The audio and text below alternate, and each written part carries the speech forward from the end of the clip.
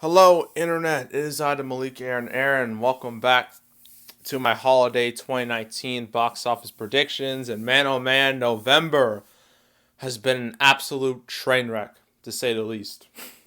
When we start out the month with Terminator Dark Fate, it bombed horribly. It's going to lose $130 million. Then the next week, we have Doctor Sleep. Everyone thought it would do decent, ended up doing terrible. And every other movie in November, Arctic Dogs, Motherless Brooklyn, Harriet, Playing with Fire, Last Christmas, and even Midway, none of those movies were able to really break out. So, yeah, November's looking real bleak. And this weekend is not going to change that.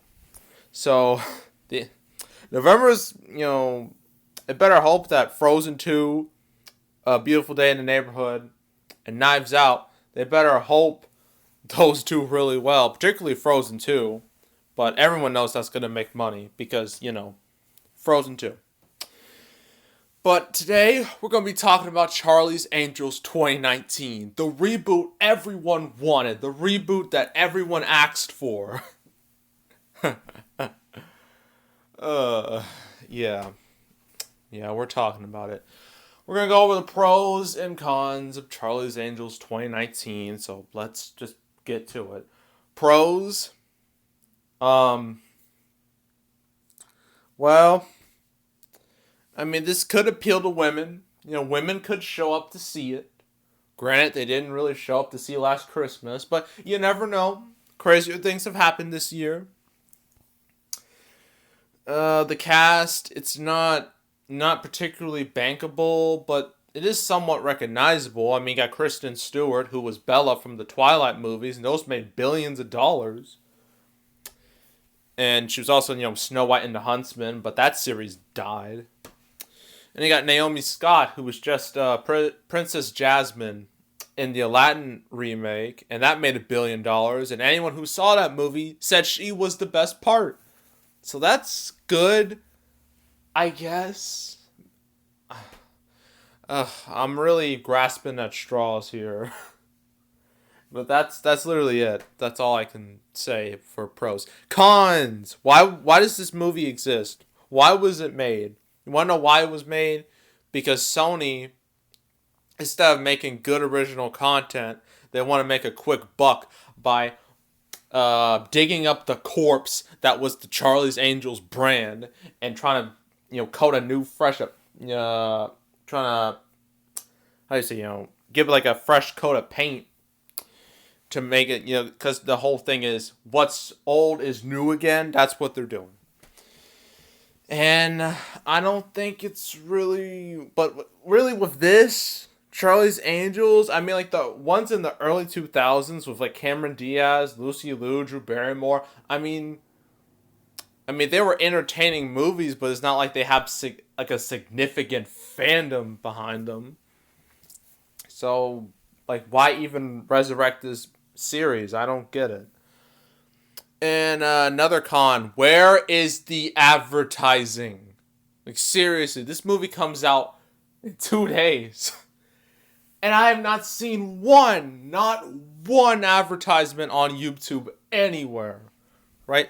I saw more advertisements for movies like Gemini Man, Dark Fate, Doctor Sleep. Heck, even I'm trying to remember what was it. Jexy. No one even saw Jexy. Yet I saw more ads for Jexy than this movie. I've seen zero ads for Charlie's Angels. So Sony, what are you doing? Like, if you're gonna make this movie, at least market it a little bit. Like, come on, this is basic stuff. And as I already said, none of the cast is bankable. None of these, women here, these three, are draws in any real way. And actually, let's look at the rest of the cast. I think, who made this?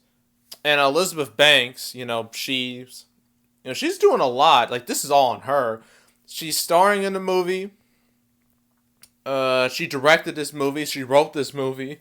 She produced this movie. This is all on her. And, she doesn't have a great track record either. I mean, sure, she was in the Pitch Perfect movies. Sure, she was in all these other things. But she was also in Brightburn. Nobody saw that. So, yeah, like no one here is a legitimate draw in any real way. So, that's not good. And then again, another con, it's a con I have with pretty much every movie in November, is that there's too much. There's too much competition. Everyone's just, it's a freaking bloodbath at this point. Because there's too many movies in the marketplace right now. None of them are really clicking, so they're all just kind of clogged together. And, it's just bad. I mean, I know competition is good, but don't just, it's better to have, how do I say this? I think it's a lot better to have one good movie in the marketplace rather than like five mediocre to bad movies in the marketplace, right? Because, everyone knows quality is better than quantity. That's a fact. And November is clearly more about quantity than quality at this point.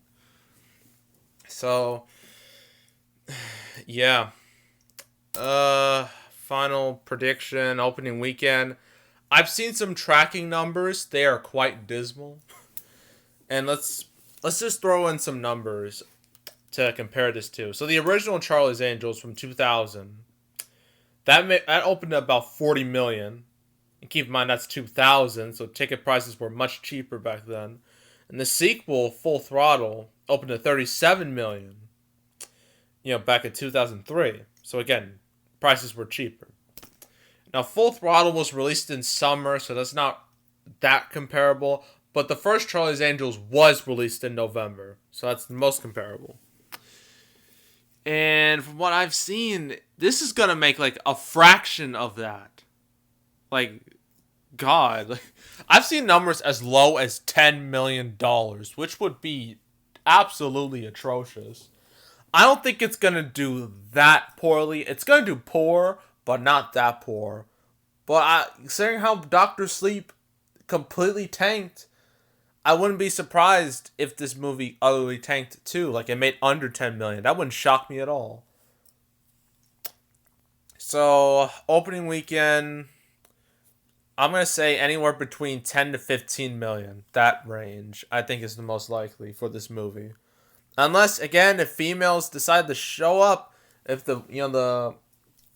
because, they've shown up plenty of times for, like, movies like this. I mean, they showed up for, I'm trying to think of movies off the top of my head. Movies like, The Heat, The Other Woman, movies that you wouldn't, well, particularly The Other Woman, movies that you wouldn't think people would show up because it didn't look very good, but they did. So, unless that happens, this movie's gonna bomb, and it's gonna bomb hard. So it's gonna open to like 10 to 15 million. Overall, probably 30 to 40, maybe lower than that.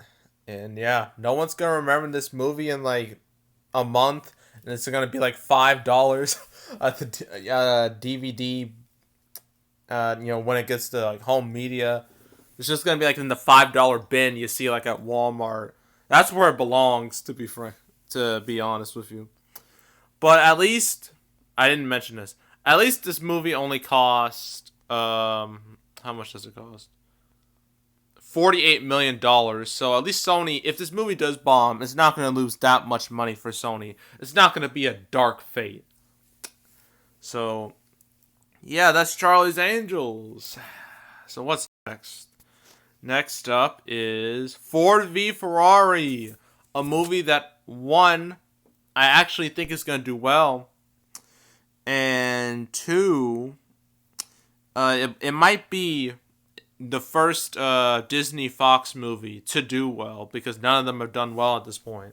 So that'll be interesting to talk about. And they got The Good Liar, which no one's talking about at all. And the rest of the month, Frozen 2, Beautiful Day in the Neighborhood, 21 Bridges, and then Knives Out, Queen Slim, and that's it.